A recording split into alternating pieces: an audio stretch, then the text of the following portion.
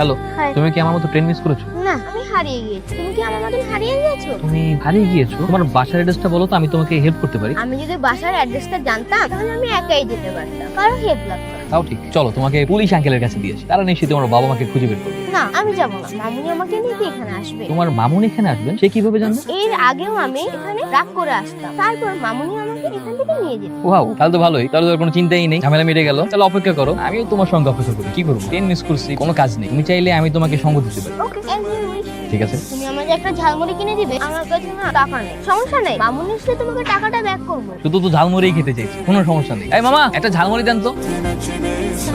20 টাকা না?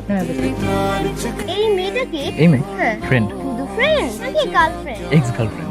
ধরা পড়লে সবাই এক্স হয়ে যায়। মামুনি আসতে আসতে তোমার গল্পটা তুমি শোনাতে পারো। আমাদের হাতে অনেক সময় আছে। শুনবে তুমি? হ্যাঁ।